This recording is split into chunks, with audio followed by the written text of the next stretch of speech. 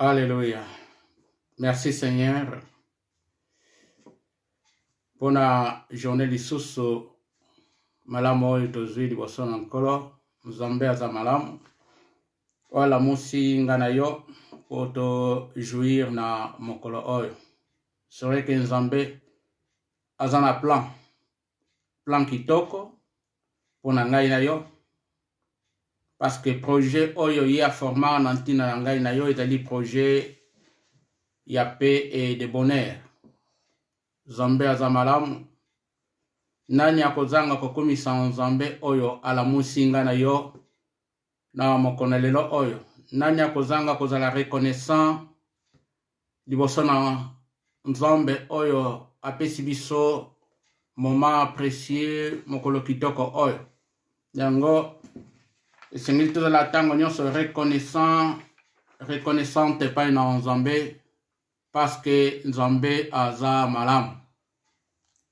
Et bien-aimé, eza journée ndenge la uti koloba ete ezali journée merveilleuse, journée moko précieuse, parce que liboso na nzambe à chaque minute, à chaque heure, à chaque seconde, nzambe na biso esengeli azwa honneur, esengeli azwa louange, esengeli azwa gloire. Gloire eko ute pa na nani?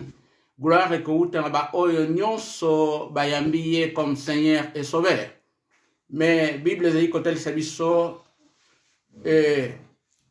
oyo nyonso ezali ko respirer esengeli ekomisa nzambe.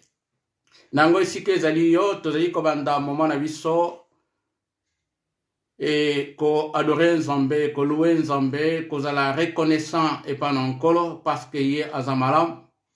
Esika ezali yo tozali komana ko banda moment na biso, esika ezali yo tozali ini en esprit, yango tozali kokanga miso na biso tokoyebana ko bondela. Esika ezali yo bondela afin que moment oyo nzambe na biso oyo na lola ye ayebana komimonisa malisusu na katikati na moment oyo. Kanga miso na yo bondela nzambe nini oyo abongisi na ntina na biso, azali nzambe oyo azali komema makambo na sika ntango nyonso kati na bomoi na biso. Tokangi miso na biso tobondeli. Oza nzambe ovandi na bisika bileki likolo, éternel Dieu.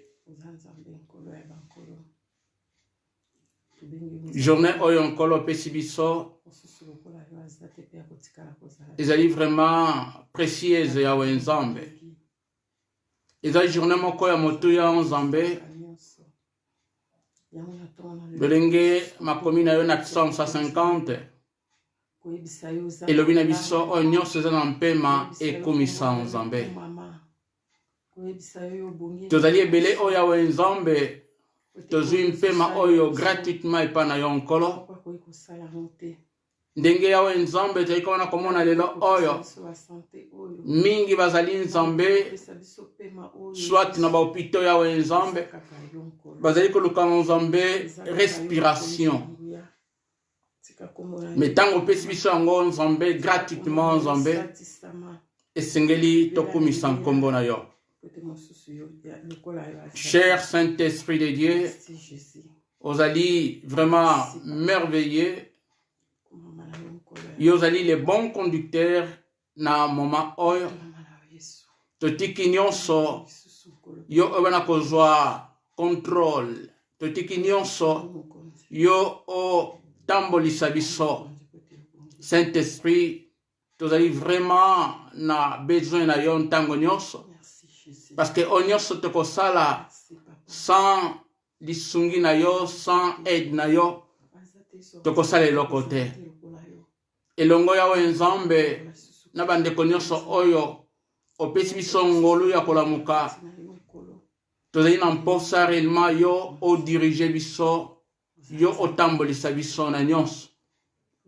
Moma oyo nyonso tolikona kobanda totiki na maboko na yo, na ikona kozwa nzambe autorité na likolo na oyo nyonso nzambe ezali komema kopesa gloire epa na yo te awa nzambe. Tout esprit awa nzambe oyo ezali kokonfese nkombo na yo te, nazali wana ko repousser yango ekende mosika na nkombo na Yesu Kristo. Tika te contrôle na yo ezala total, contrôle na yo nzambe ezala na nyonso nzambe, afin que lokumu nzambe masanzoli nkembo ezonga epa na yo. Yo zali nzambe pe papa malamu, totondi yo na nyonso tokomisi nkombo na yo. Lokumu masanzoli eumela na kiti na bokonzi na yo na nkombo na Yesu Kristo. Ozali nkolo mokonzi pe mobikisi na biso. Amen. Amen. Tolingi toyembela nzambe, tolingi to adore nzambe na loyembo oyo. Sike ezali yo, tozali elongo toyembela nzambe. Eza vraiment moment moko favorable, moment moko vraiment apprécié. Tolingi réellement que le Saint-Esprit amema esengo na kati na mitema na biso. Le Saint-Esprit amema vraiment mposa oyo ya kokomisa nzambe. Alléluia. Amen. Alléluia. Amen. Alléluia. Amen. Amen. Alléluia. Amen. Oh, Alléluia. Amen. Oh, Alléluia. Amen. Alléluia. Amen. Amen. Alléluia. Amen. Kuna bomo yo bongwanite. Amen. Papa na bana yo zali nzambe. Amen. Elikia nangaye. Amen. Amen. Alléluia. Amen. Amen. Sikanga ina embela yo. Amen. Sikanga ina kumisa yo. Amen. Alléluia. Amen. Sankina lola yo zali nzambe. Amen. Sikanga ina kumisa yo. Amen. Sikanga ina netola yo. Amen. Alléluia. Amen. Oh, Alléluia. Amen. Alléluia. Amen. Alléluia. Amen. Alléluia. Amen. Alléluia. Amen. Oh, Alléluia. Amen. Oh, Alléluia. Amen. Alléluia. Amen. Oh, Alléluia. Amen. Alléluia. Amen. Oh, Alléluia. Amen. Alléluia.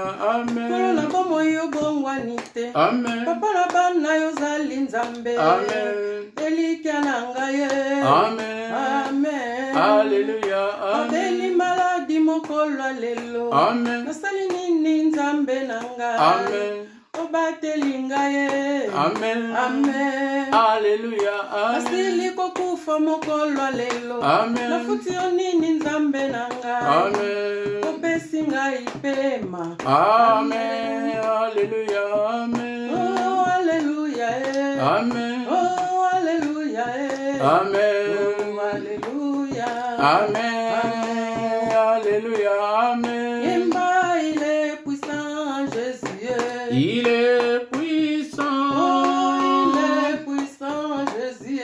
Il est puissant. Oh, la manne cachée, c'est toi, Jésus. La main cachée. La manne cachée, Jésus. La main cachée. Oh, soki na moni bandeko na ngai ye. Nakobanga nzambe. Soki na kali bomoi na ngai. Nakobanga nzambe. Soki na kali bisika na uti ngai. Nakobanga nzambe. Soki na kali nazali na pema e. Nakobanga nzambe. Alléluia, Alléluia. Alléluia. Amen. Alléluia. Alléluia. Amen. Oh, yemba azali nzambe. Azali nzambe. Azali nzambe nangae. Azali nzambe. Oh, azali nzambe nangae. Azali nzambe. Yemba azali nzambe nangae. Azali nzambe. Oh, soki natali mokolo ya lelo e. Nakobanga nzambe.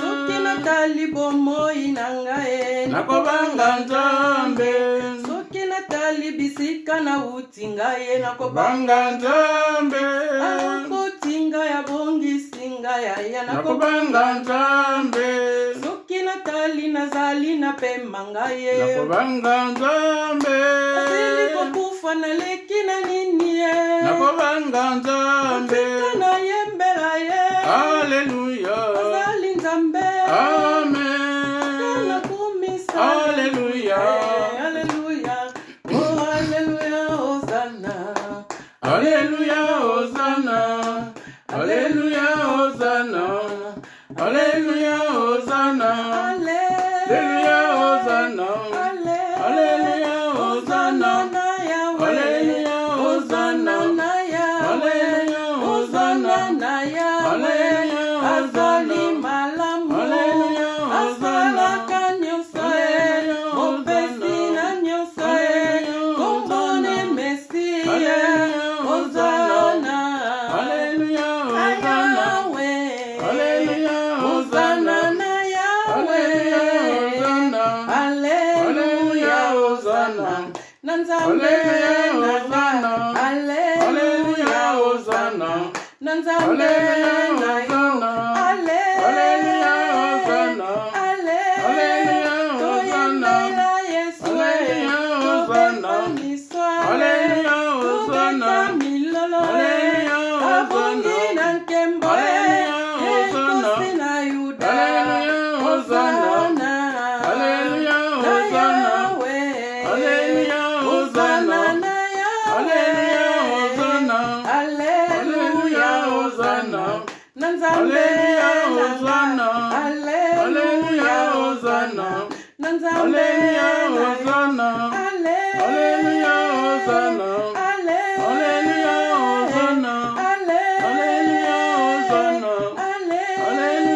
Hosanna Alleluia Hosanna Alleluia Hosanna Alleluia Hosanna Alleluia Hosanna Alleluia Oza Nzambe malamu. Merci papa. Nani akokani na yo? Merci Jésus. Merci. Nani akokani na yo? Azali te yawe Nzambe. Mokonzi Nzambe.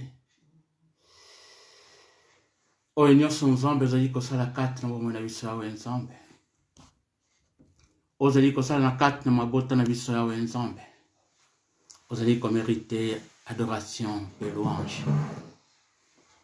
Merci pour na nyonso oza Nzambe malamu. Amen, amen, amen.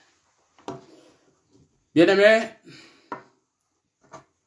tozali toujours na moment moko liboso na nkolo, moment ezali vraiment précieux.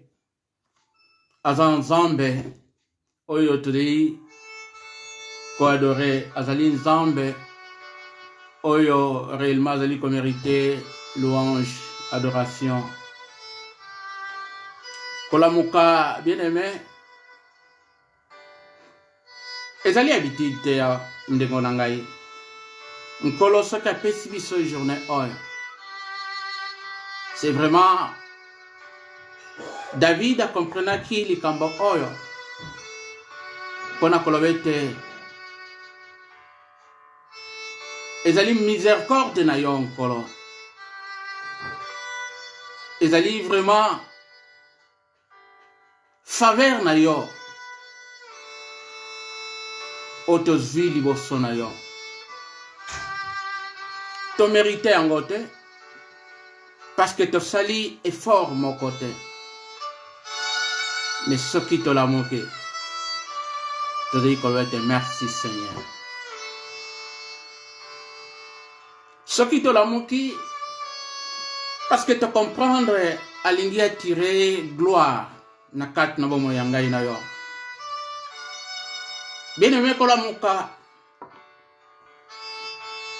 mingi tokoki kokanisa ete ezali effort soit na prière na salaki yango na lamuki. Non,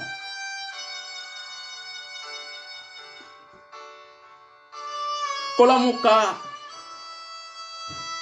tala ndenge tolalaka c'est presque mort mais Nzambe alamusi nga na tongo miso efongwami yango tozali koloba ete merci Seigneur. Tolingi réellement te partager susu maloba na Nzambe, mais avant toute chose nalingi kopesa mbote na balandi nyonso kosalue bisika ezwami moko na biso wana evandi biso na bandako. Je crois esika nyonso oyo mutazwami parce que problème oyo eza mondial confinement bisika nyonso ezwami yo nalingi ozwa mbote kouta depuis Madrid mbote na yo esika ezali yo epe libota na yo nyonso epambolama na nkombo na Yesu Kristo.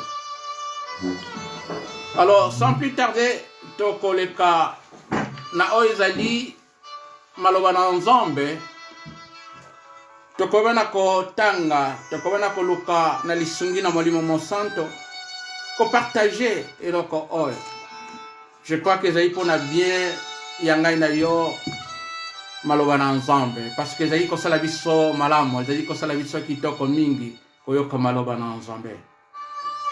Alors tozali kozwa babible na biso parce que esika na kotanga na lingi yo pe ozala na page yango to esika yango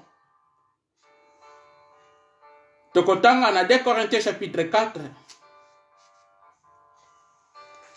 2 Corinthiens chapitre 4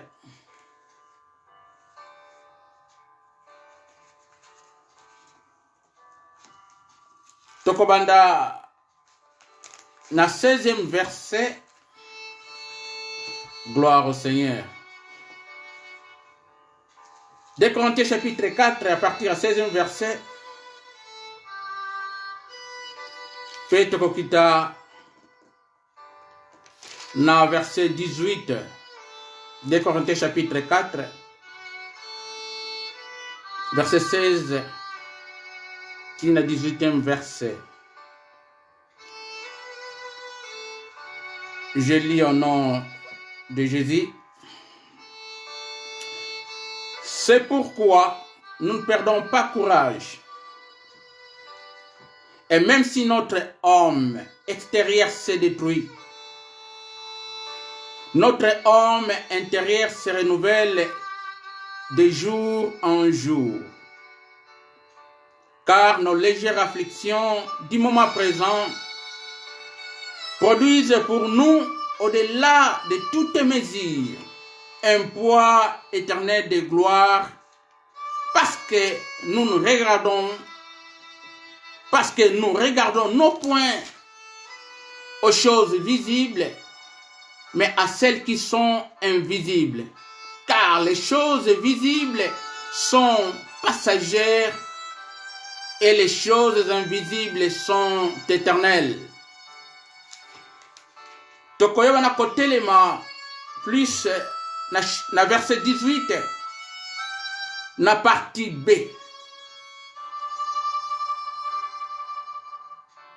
Nous regardons non aux choses visibles, mais celles qui sont invisibles, car les choses visibles sont passagères et les invisibles sont éternelles. Tikate Nzambe apambola biso na moma oyo wana tosali lecture pe na moma oyo tolingi to partager maloba oyo. Bien-aimé, texte oyo apôtre Paul azali kokoma na église ya Corinthe.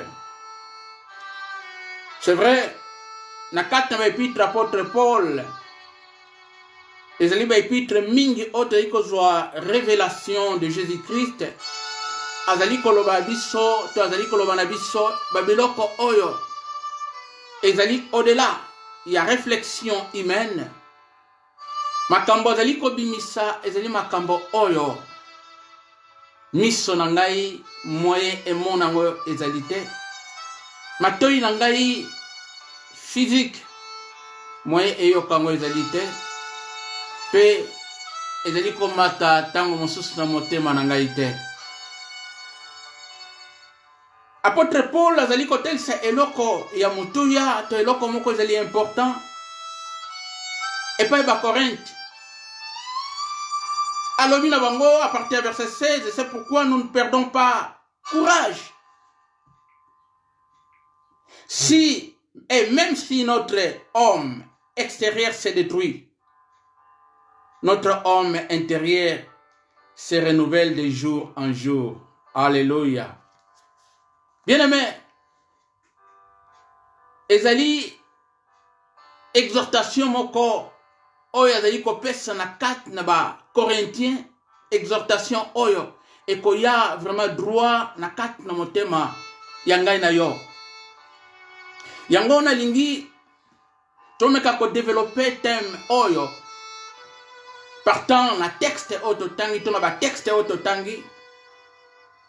Toko partager thème moko ezali important, capital. Toko parler sur l'homme spirituel ou l'homme nouveau. L'homme spirituel ou l'homme nouveau. Yango toko bana ko partager parce que ezali eloko moko très important. Apôtre Paul a l'objet de perdre courage. Même si homme n'a viso extérieur, c'est-à-dire nous autres n'a viso physique, et ils ont se détruire. Dans la maladie, dans la mort physique, mais homme intérieur, ezali komona ko se renouveler du jour en jour. Ezali important, bien-aimé. La ligne vraiment kolendi sabo moya yo o comprendre ces choses. L'homme spirituel ou l'homme nouveau, donc un nouveau homme, azali homme oyo azali moto oyo azali na contexte musu na forme musu to ko loba ete azali invisible amona na kate. Azali homme moto oyo sika azali surnaturel abotami physiquement te mais abotami na dimension mosusu. Parce que eza na dimension physique oyo miso ezali komona. Eza aussi dimension spirituelle oyo miso ezali komona te, bien-aimé. Homme spirituel akoki jamais ko se décourager.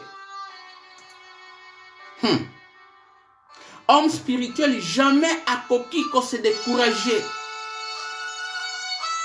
Parce que azali na ba promesse moko ezali précieuse. Homme spirituel, homme nouveau. Ba promesse nyonso o azali nango ezali ba promesse moko ezali éternelle. Alléluia. Amen. Eza ba promesse moko ezali éternelle. Yango balobi te tokoki ko perdre courage te. Yo koki ko perdre courage te na vie na yo. Parce que eza na biloko moko précieuse o ezali kozela biso. Alléluia. Mais na lingi na talisa yo lolenge totangi kat nesika oyo l'homme spirituel azali na commencement. Azana ebandeli homme spirituel. Yango na bande ko mosusu o bazali koyoka. esika oyo ezwami yo ezali mowa moko oyo Nzambe apesi yo po yoka mongongo na Nzambe. Ezali opportunité moko oyo koki ko perdre te. Parce que posa na Nzambe alingi ete biso nyonso tokota na ba promesse oyo ezali éternel oyo bongisi na ntina na biso. Esika ezali yo soki nano yamba Yesu Kristo te na bomoi na yo bien-aimé. Na bondeli na nkombo na Yesu Kristo. Ete yo oyeba na koyeba oyamba Yesu Kristo na kati na bomoi na yo. Parce que yende azali le sauveur de l'humanité. Yende ayaki akufaki na ekulusu pona masumu na biso. Ezali opportunité bien-aimé. Ko perdre yango te posa na Nzambe ezali ete yo omona ba promesse oyo. Bien-aimé, apôtre Paul a compris que eloko nini ezali koleka na église ya Corinthe. Yango na lettre oyo azali kokomela bango ezali lettre oyo tozali koyamba na ntongo na lelo na bandako na biso. Zwa lettre oyo ekiti lelo oyo na ndako na yo lettre oyo. Tango ozali kotanga ngo ezali lettre oyo Nzambe bongisi po yo oyamba pe otanga yango. Ezali pona yo bien-aimé, ezali hasard te. Analobi ete homme nouveau, homme spirituel, homme invisible, homme surnaturel, azali na commencement. Natanga article moko ya C.S. Lewis azali un grand écrivain, aza professeur. Nameka ikota la biographie na ye lisusu. C'est un anglais. Abotami vers 1800. Pe aiki kokufa na 1963. Azalaki moko oyo.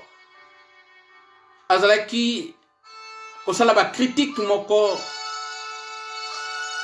Ozalaki ba critique moko constructive na maloba na Nzambe. Alors comment qui eloko moko ezali très important.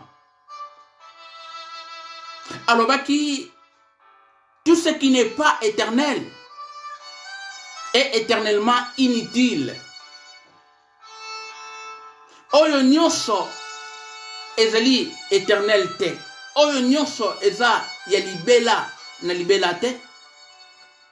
J'ai dit éternellement, libela na libela ezali inutile. Na banzo zo comprendre sikoyo. Oyo nyonso eza éternalité, ezali éternellement inutile. J'ai dit oyo nyonso eza na suka. Oyo nyonso ebebi samaka. Ezali éternalité. Yango éternellement libela na libela eza na tina te. Wow. Eza réflexion moko kitoko bien-aimé. Alors sur l'homme nouveau, cet homme spirituel, commencement na ye ezali katikati na Yesu Kristo. Yango na lingaki de comprendre commencement y a dimension spirituelle na vie na biso. Age o nazanango, age o yo zanango. Et bandaki par une naissance. Nzoto oto tozanango physiquement et bandaki na mbotama. Et botama qui bien-aimé. Yango o ezali spirituel aussi esengeli ebotama esengeli ebanda.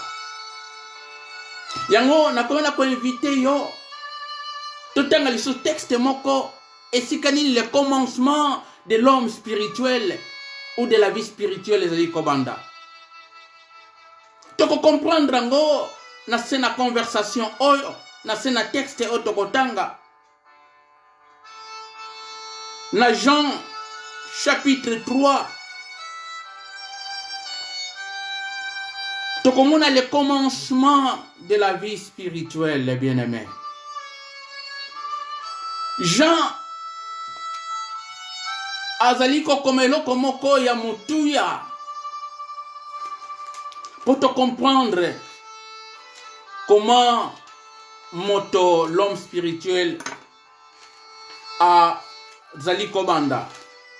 Alors rapidement, tokomena kotanga na Jean chapitre 3.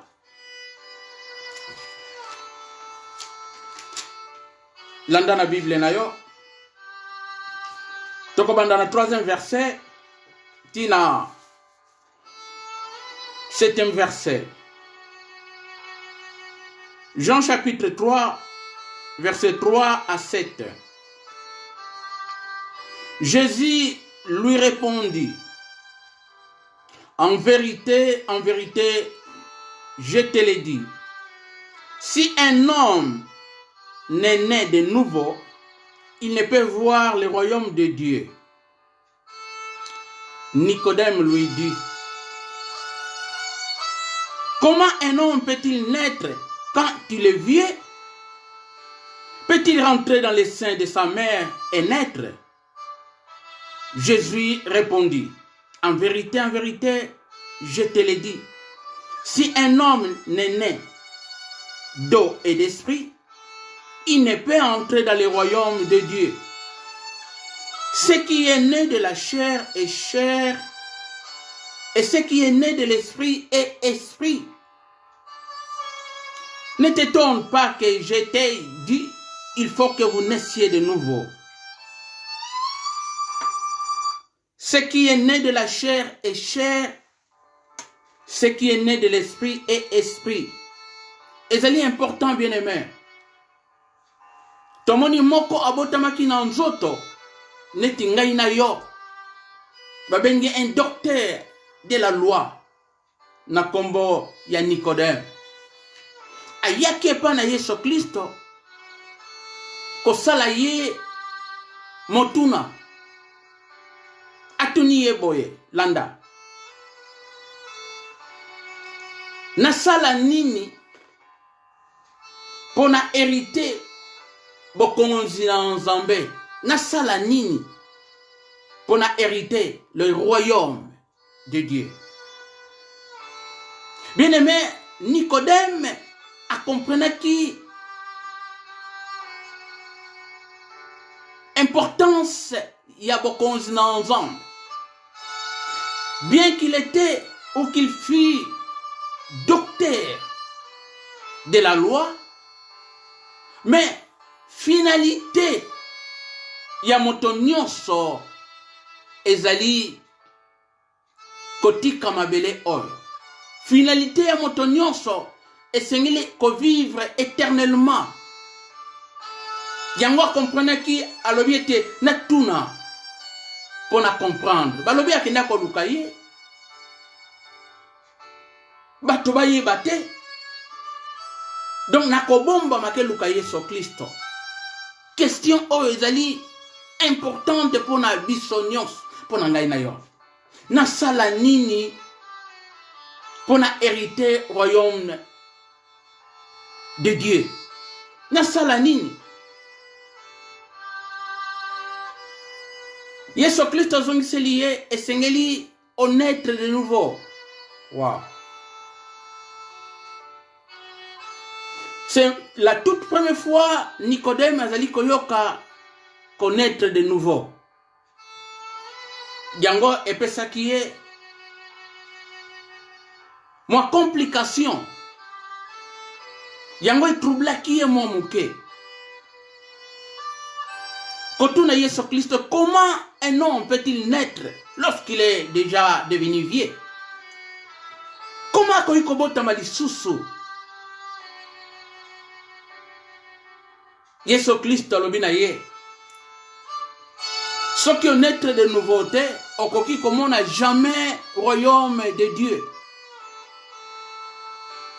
Royaume de Dieu, ezali royaume moko o ezali spirituel. Ezali royaume moko ezali invisible. Alors, les choses visibles, ezali, Bible le mina biso, les choses visibles, elles ont à durée. Durée déterminer les choses visibles. Mais les choses invisibles, elles sont permanentes, elles sont éternelles. Alors, les choses invisibles, pour na komona yango, essayez kokota na dimension mosusu.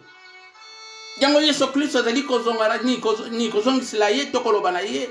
Essayez honnête de nouveau, c'est très important, bien aimé. La nouvelle naissance, c'est très important. Ce qui est né de la chair est chair. Ce qui est né de l'esprit est esprit. Alléluia. Yango lobi temingai de jana zalivie na salanini. Na zonga lisusu na libuma mama na ngai Yesu lobi na yo o. Eza bongo te. Mais ça le makandenge nini, c'est ça la question alingi yeba. Yesu na ebite soka sala ki ironie et pas na pharisien, pas na koloba na ye na yo pe docteur de la loi. O yebite makambo oyo.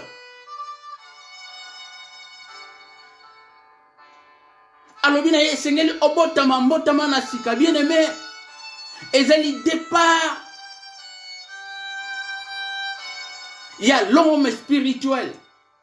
Et à départ, il y a l'homme nouveau. Et c'est naître de nouveau, c'est très important. Oyo nyonso nana yambi Yesu Kristo te, c'est le moment.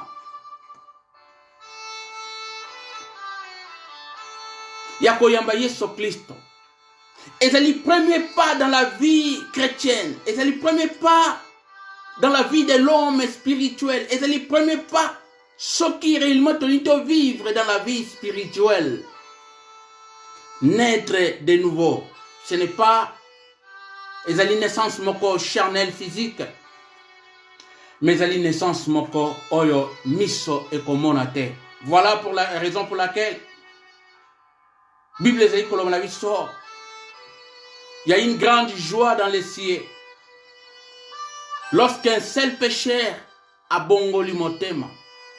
Et sengo ezali na likolo tango moto moko ya masuma bongoli motema. Bible lobi na biso, il y a une fête. Ba ange bazali ko célébrer fête parce que âme moko moto moko abongoli motema. Oyo miso monité. Oyo ezali ko koma na matoi na motote, ezali ko koma na motema na motote. Il y a quelqu'un qui est né de nouveau. Fête salime na likolo. Soki to mona kango. Oh, Nzambe asunga biso. Ceux qui te comprennent kango malam, que tozali déjà ba citoyen déjà de cieux. Tozali na kat na mabele awa. Et Nicodème ezali na posa ya royaume des cieux. Donc royaume des cieux ezali lié à la nouvelle naissance. Sans la nouvelle naissance, mbotama ya sika soki ezali te, soki monanité, bokonzi na Nzambe pe ezali te, bien aimé.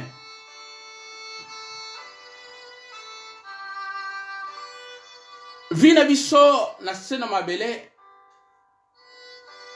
ezali vi moko toloba ezali vi moko ezali affectation moko ezali temporaire. On a momo susu toki koloba ezali mutation temporaire. Tobotamaki physiquement, tobotami na nzoto, mais tozali la moment moko yamuke na sena mabele oyo. Ba vina biso par la grâce de Dieu soto comme na santa gloire à Dieu. Mais moins de 100 ans tozali kotika mabele oyo. Moins de 100 ans, esengeli tokende na oyo ezali promesse éternelle, promesse oyo Nzambe asalaki mpona ba oyo nyonso balingi ye. Mais nzela ezali moko, ezali Yesu Kristo. Nzela ezali moko, ezali la nouvelle naissance. C'est là commencent les choses spirituelles. Les choses invisibles, eux, mon anakate, et bandit et salemi na vie à moto oyo, a mis Yesu Christo comme Seigneur et Sauveur. Tango mingi miso na biso, ezali kosuka na mabele oyo. Tango mingi makanisi na biso, ezali kosuka na mabele oyo. Tozali koluka bomengo ya mabele oyo. Tozali koluka gloire ya mabele oyo. Tozali koluka ete considération ya mabele oyo. Ba mona biso, ba yeba biso. C'est bien, bien aimé. Ce qu'on a progressé dans la vie, soit dans l'étude, soit dans la carrière, soit dans le ministère, mais nous sommes ezali biloko moko oyo kotika la awa. Ezali biloko moko, ezali na tamoko na dire déterminé. C'est-à-dire, na se na mabele oyo. Tant que tu kende pa na tata, kuna les choses physiques et kokotate bien aimé. Alors, Yangwana, comme il y a un commencement, parce que Yangwana dit que ça la trouble na bato mingi ba yen en zela na Nzambe.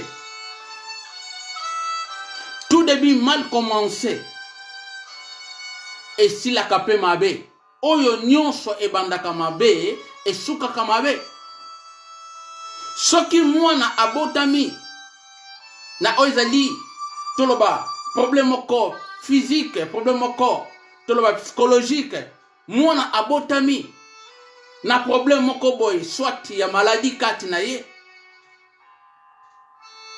Moi on a soit croissance physique et kokangama, soit croissance moko spirituelle et soit connaissance disons sur le plan intellectuel, à kokene mosikate parce que abotami na défaut. Parce que débit et bandit mabe abotami nango akokola nango. Et de la même manière, ce qui motomoko a sali une fausse naissance spirituelle, bien aimé, akokende nulle part. C'est-à-dire, même aux objectif final, il y a une nouvelle naissance, les royaumes de Dieu. Pour amon ensemble, akoutan ensemble, et ils déjà vimoko gâché et baby samina anzela parce que le commencement est bandi mabe. Yango on a dit qu'on a exhorté moto moko azali koyo kangai na ntongo na lelo oyo. Et sengeli debi oyo et salema na vie ya moto nyonso na moto moko na moko la nouvelle naissance. Yango to tangaki na 2 Corinthiens au chapitre 5 dimanche passé. Si quelqu'un est en Christ, il est devenu une nouvelle créature. Les choses anciennes sont passées et voici toutes choses sont devenues nouvelles. Ezali eloko moko ya mutuya toko comprendre yango te soki réellement nanu tobotami mbotama na sikate. Alors soki mwana abotami et sengeli mwana asala nini à connaître croissance. Et il y a aussi un problème sérieux dans la vie. Il y a pas croyant. Moi, abotami spirituellement, mouto abotami spirituellement, l'homme nouveau abotami. Mais il y a un problème. Parce que nous autres, la chair est kotika yete. Ndenge, la meka ko commenté une fois. L'andako na Abraham, il y avait 2 naissances. Première naissance, c'est qui Ismaël. Oya botamaki na Agar. Et deuxième naissance, c'est qui Isaac, le fils de la promesse. Alors, kobotama ebango mibale, ebandi kokotisa matata na kati na ndako. Isaac na Ismaël. Mais Bible nomine biso po Isaac akola parce que c'est lui yende mutazalaki mwana ya promesse. Po akola esengelaki fils Ismaël akende abima. Nzambe alobi na Abraham zwa Agar na mwana na ye babima bakende. Parce que pour Isaac akola esengeli Ismaël akende. Bien aimé, Isaac c'est l'homme nouveau. Isaac c'est l'homme spirituel, c'est l'homme invisible. Oh abotamina kati na bomo yangai na yo. Mais pour akola esengeli Ismaël, la chair esengeli akende. Ce qui a été moyen fils sa promesse akola ezalité. Moyen fils sa promesse à jouir babien na ezalité. Donc tout un chacun de nous, tant que on a ça la nouvelle naissance, Ismaël azali wana. Mais Bible lomina biso Ismaël, oh izali la chair Christ alobina Romain et sengeli azala crucifié na ikoluso bien-aimé. Mais eloko ni ezali koleka, te eloko ni eleka na kati na bango ya une guerre. Parce que Ismaël alingi ko kendete. Ismaël alingi ko kendete. Ismaël azali kolobete yende mutu ayaki liboso. Mais fils à promesse, azali fils à promesse sengeli ye a démérité ye a vendre na isika wana. Mais Ismaël alingi ko kendete de gré ou de force. Alinga te esengeli Ismaël abima bien-aimé. Ismaël ezali oyo evandi na kati na nzoto les désirs charnels. Yende Ismaël esengeli abima akende. Pour Isaac akola, l'homme nouveau akola, l'homme spirituel akola. C'est très important bien-aimé. C'est très important. Yango zeliko kanga vie, il y a beaucoup de chrétiens croissance zeli commande ce matin parce que Ismaël azawana. Compréhension makambo na nzambe ezali te parce que Ismaël azali wana. Azali ko empêcher toutes les choses spirituelles, toutes les croissances spirituelles. Ismaël alingi te Isaac akola. Mais nzambe apesi yango kat na moko na biso. Alobi na biso soko lingi Ismaël akima eloko ka kosala pa na ye bakai na ikulusu.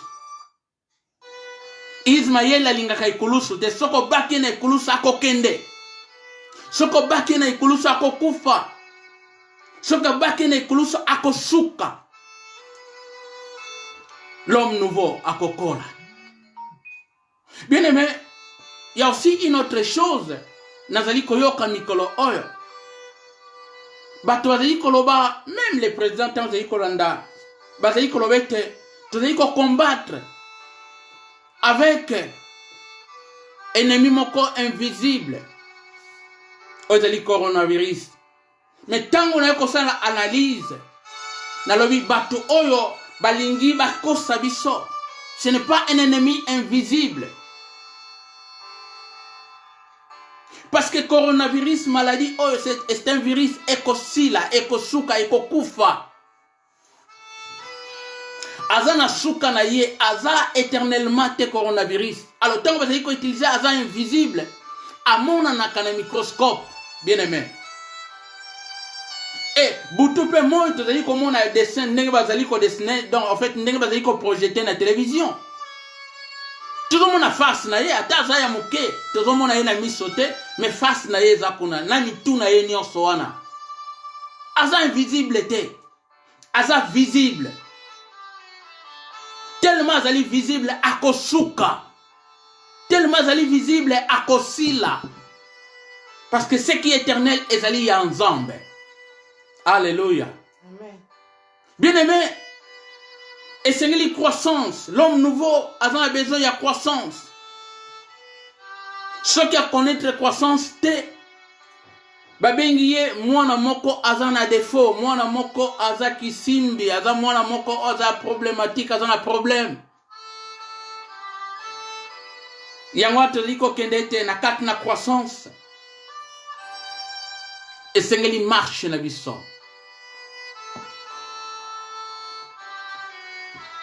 Apôtre Paul akomi lisusu na bakolosien etanga na Bible na eloko moko ezali important. Akomi eloko moko ezali important pour te comprendre lisusu. Eza eloko oyo na banzi ko faire comprendre nga na yo, bien aimé. Et ko faire comprendre yo la dimension nini oyo Nzambe abengeli biso.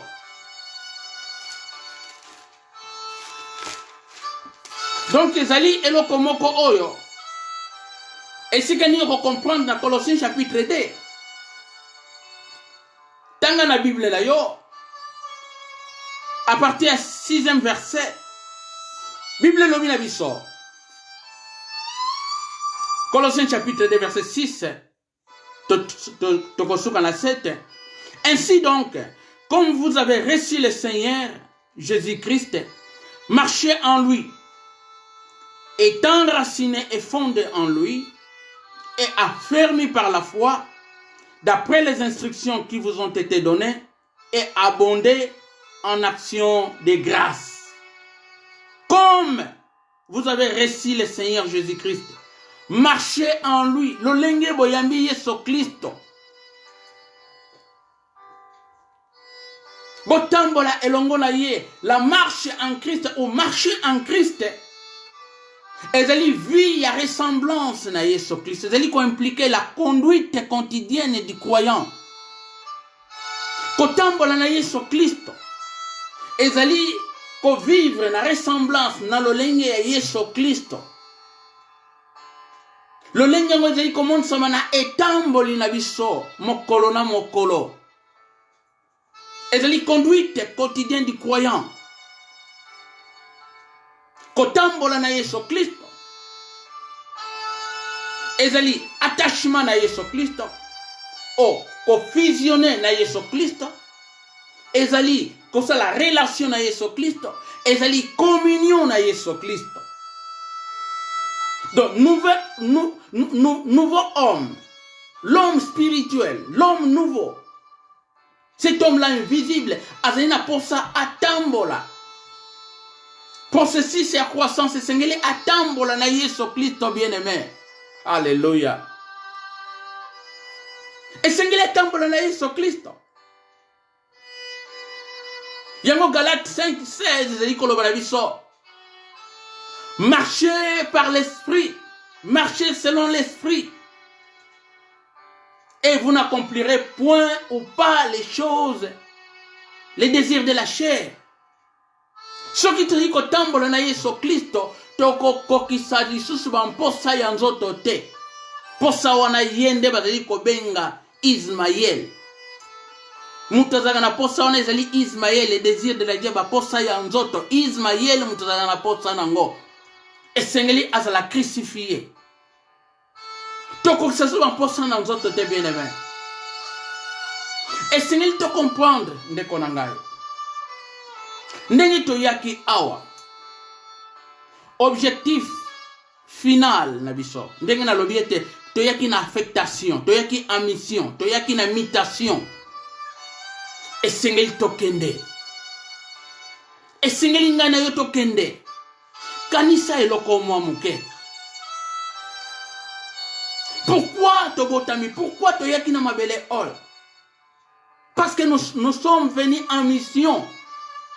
Oyaki na mission ndeko na ngai. Toyaki na mission. Toko kende. Toko kende. Toko tika mabele oyo. Toko kende. Yango na makanisi na ngai.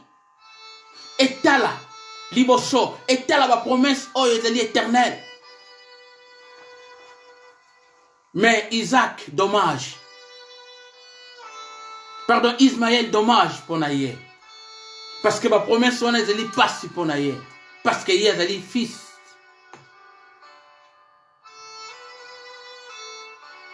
Oyo azalaki pour na héritage. Ya Abraham te. Fils et héritage Abraham, Isaac. Il faut po totambola elongo na Yesu Kristo bien-aimé.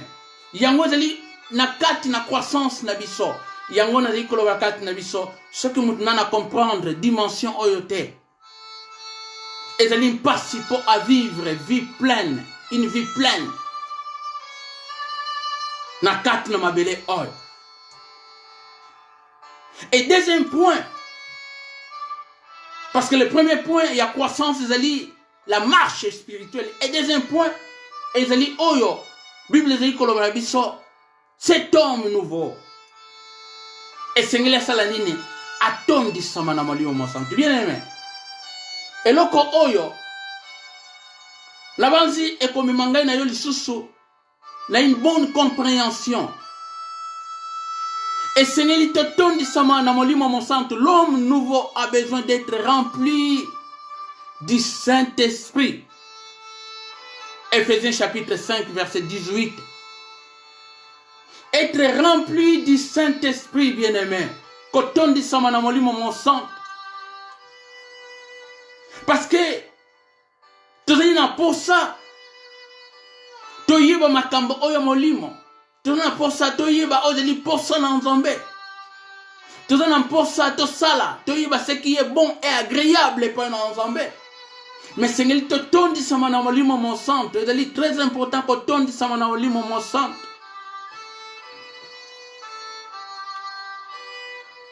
Nabanzi na ba mama to na basi to ebi eloko oyo. Tant mususu aza na voyage. Ou bien tant mususu abimi mwa moke. Baza na tendance à kotia na kati na sac na bango. Mwa trousse moko na kati kuna. Oizane biloko emike mike atie soit biloko bote soit peine za na kati soit biloko moko emike mike pona ko se soigner.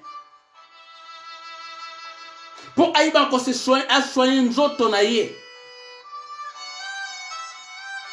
Ezali loko moko oyo na l'homme intérieur, l'homme nouveau. Et sengeli azala soigner. Jango bazali koloba na biso. Et sengeli tozala nini na Ephésiens chapitre 5, rempli du Saint-Esprit. Parce que tozali mena temple ya Saint-Esprit. Tozali habitation, il y a Saint-Esprit. Terme habitation, tant que tu dis qu'on a une version espagnole, terme habitation, va dire qu'on utilise plus la chambre. Mais la version en français, elle dit demeure. Et si comme on te dit qu'on vend. Donc, elle dit habitation, il y a Saint-Esprit. Elle dit temple, il y a Saint-Esprit. Et c'est est ton de samanamoli mon sang. C'est très important. Mais écoutez, quand on samalolenge nini, bien aimé. Écoutez, quand on samalolenge nini. Et c'est une étude biblique et c'est une salim. C'est très important. L'homme spirituel et c'est une la nourrit. Régulièrement, totango nyoso na maloba na ensemble, ezali très important. Ce qui l'homme intérieur, azali kolia maloba na ensemble te akokola te. Esengeli alia maloba na ensemble, la parole. Esengeli a dans la vie de prière, c'est très important. L'homme intérieur, ce qui a dans la vie de prière, te moyen à kola ezalité, croissance et consalimité, c'est très important, l'homme intérieur. Ezali très important. L'adoration ezali très important. Motowana yasika. Motowana ayesika, azina posa kola. Et c'est une tonne sama molimo mon sang. Dans la Bible, il y a biso na Ephésiens toujours dans chapitre 5. Entretenez-vous par des psaumes. Et c'est les psaumes. Et c'est l'oyembo. Et c'est la prière. À cause de l'entretenir seulement dans biloko spirituel. Afin que parole n'ensemble, maloba n'ensemble, et ton dit ça manakati na biso. Alléluia. Amen. Bien-aimé, ezali les sons, ezali très important pour te comprendre yango. Parce que ezali na batu mwa mingi bazali koloba na kati na bango na bango. Ah, Mais pourquoi tu dis que ça les sous masumo? Wana tobota mimbota manasika. Tokomi ba homme nouveau, homme spirituel. Mingi bazali kotuna mituna ona. Mais pourquoi tu dis que ça les sous masumo bien aimé? Nalobaki yango, c'est très important. Parce que Sengeli Ismaël Akende. Et Sengeli a la crucifié, ça c'est de 1. Et de 2. Et Sengeli homme nouveau wana Isaac Aye et Sengeli Alia Malam. Et Sengeli a la nourri. Na mabondeli, na parole de Dieu, na adoration, par les enseignements. Et c'est très important. L'homme nouveau a la nourri, na ba enseignement. De cellules de prière, de culte personnel, c'est très important l'homme nouveau parce qu'il y a un peu sanaïe pour accoler les choses spirituelles.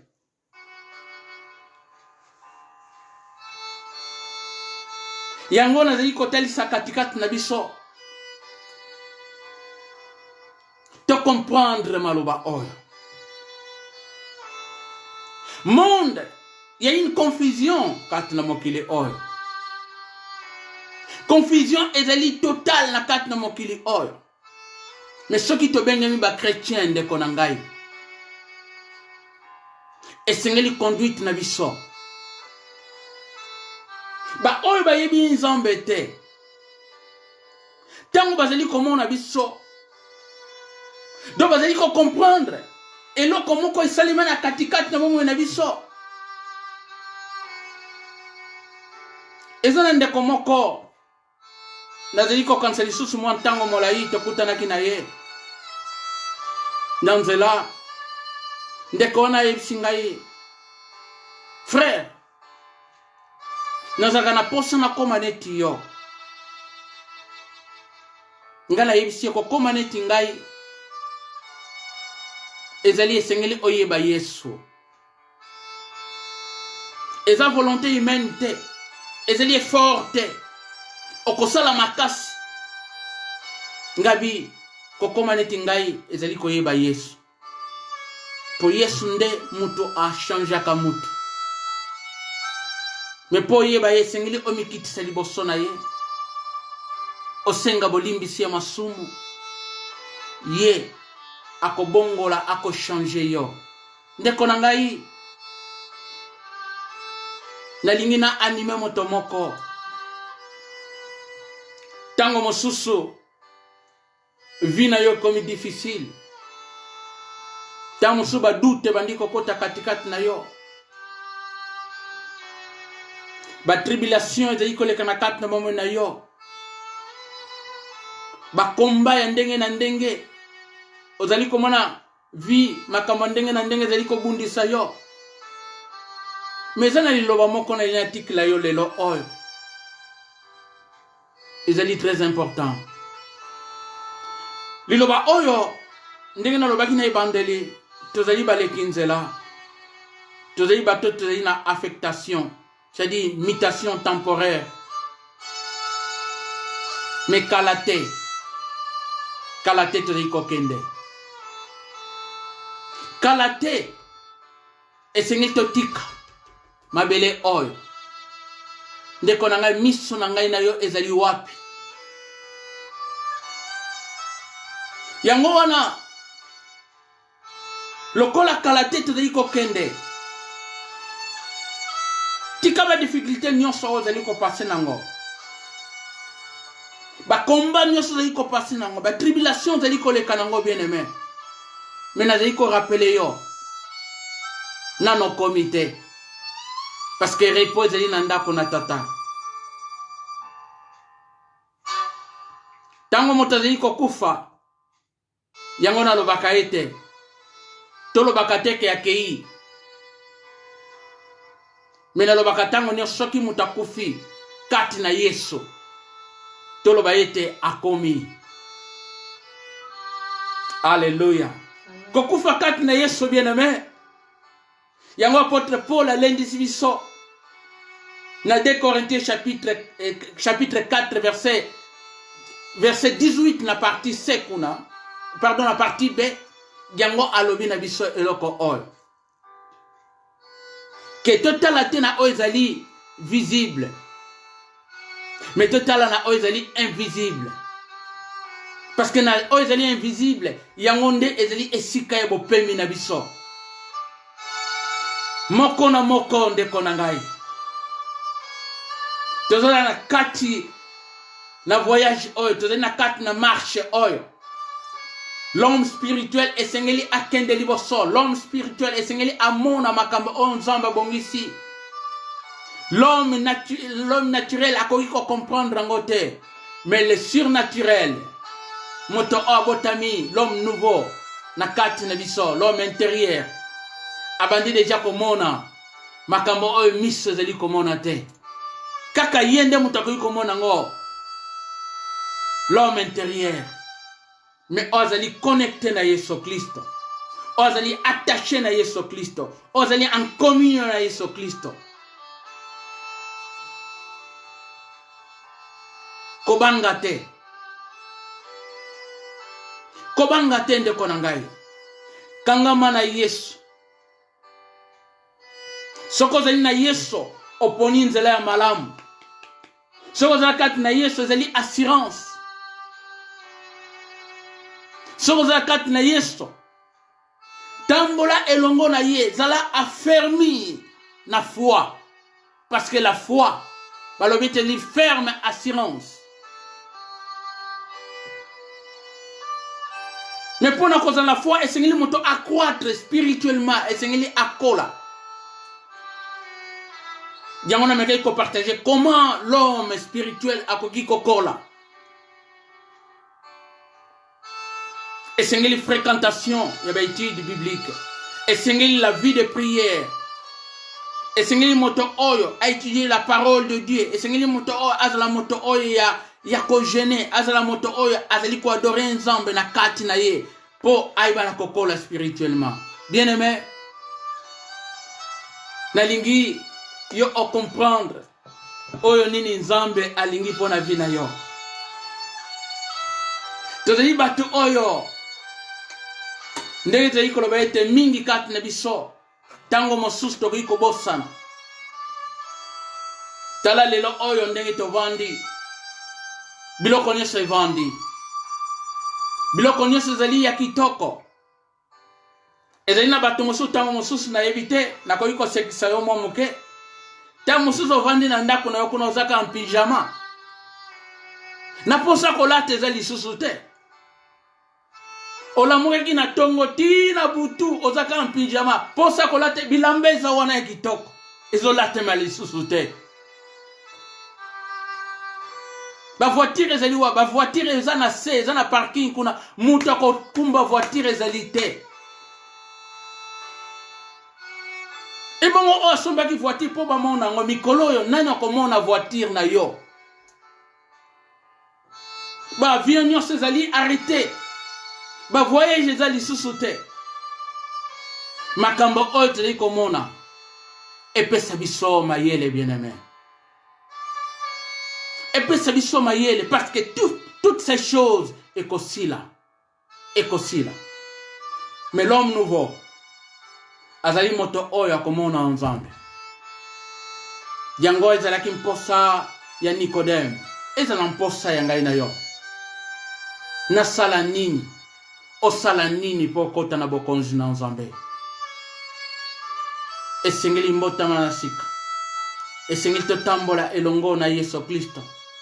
Esengeli oyo bazali kobenga vie remplie du Saint-Esprit. Esengeli emonde samana kati na biso.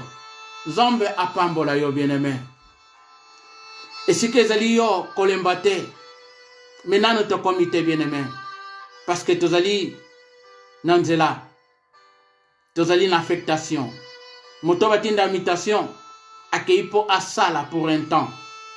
Ce qui imitation esili esengeli azonga. Biso esengeli tozonga. Kozonga wana yango balobi ete tokomi tango tokozala elongo na présence na nzambe. Nzambe na lola pambola bomoi na yo ndeko na ngai. Nalingi yo telema na vie chrétienne. Nalingi yo lamuka. Parce que Nzambe alingi biso nyonso tokola. Alingi biso nyonso tozonga simate. To ningana te. Tokola bien-aimé. Tokola. Tokende liboso. Ya malamu ya kitoko ezali kozela biso kuna. Kuna toko sepela bien-aimé. Toko sepela. Parce que Paul amonaki yango. Akomaki na isika yango. Alobite makambo oyo miso na ngai moni. To makambo na moni miso moye comme na miso na ngana expliquer ngo ezali te parce que l'homme intérieur nde muto monaki makambo wana na bondeli yo na nkombo na Yesu Kristo bongisa bomo ina yo l'homme intérieur esengeli akola esengeli o comprendre dimension spirituelle o yango nde Nzambe abengeli biso c'est ça le vrai homme tikate Nzamba pambola bomo ina yo apambola libota na yo na nkombo na Yesu Kristo. Tokangi miso na biso bien-aimé. Kanga miso na yo. Bandako kanisa bien-aimé. Moma oyo bien-aimé. Tango mosusu zalaki découragé. Apôtre Paul alobi ete kozala découragé te.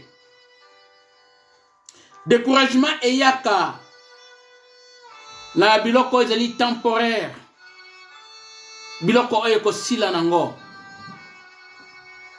mais soko kanisi oyo Nzambe promettre biso okozwa makasi force koyela yo l'homme intérieur abandi kosepela pona kolobete yango nde biloko na lingaka alléluia yango biloko na biso. Mais l'homme physique, la chair, a compris que makambo wana te. Yemposane ezali kotala kaka oyo azali komona. Mais nalingi na exhorter yo. Nalingi na fortifier yo. Nalingi na encourager yo ndeko na ngai. Tombola miso na yo. Na ba promesse oyo Nzambe apesaki. Les choses visibles ezali komona ko se détruire. Les choses visibles, ezali biloko oyo ekosuka. Mais les choses invisibles, ezali éternelles. Et Nzambe abengi biso na éternité. Nzambe abengi yo na éternité. Yango ezali objectif final. Mission na biso, tango ezali kosila. Esengeli tokende na éternité. Kuna nde ya kitoko ebongisami. Bandako bondela. Esika ezali yo na maloba oto yoki. Bandako kumisa Nzambe. Senga bolimbisi. Soki mposa ya nzoto oyo ezali kodomine yo. Parce que yende mutazali koboma vie ya Isaac. Bamposa ya nzoto na biso ezali koboma spiritualité. L'homme intérieur. Yango tozali kobana kobondela. Kosenge pana Nzambe. Tozala nourri spirituellement. Tozwa force spirituellement. Afin que tu continues mission, marche oyo, voyage oyo. Aza Nzambe. Aibi mposa na yo ndeko na ngai. Aibi mposa na yo ndeko na ngai. Mais kozala distraité. Pasteur Mosso a témoigné. Oyo abiki na maladie. Alobi eloko oyo. Jamais na koyiko senga pona bayini na ngai babela maladie oyo. Parce que maladie oyo coronavirus ezali maladie oyo ezali na mpasse. Mais alobi tikate Nzambe azolokumu pona kobiki sangana maladie oyo.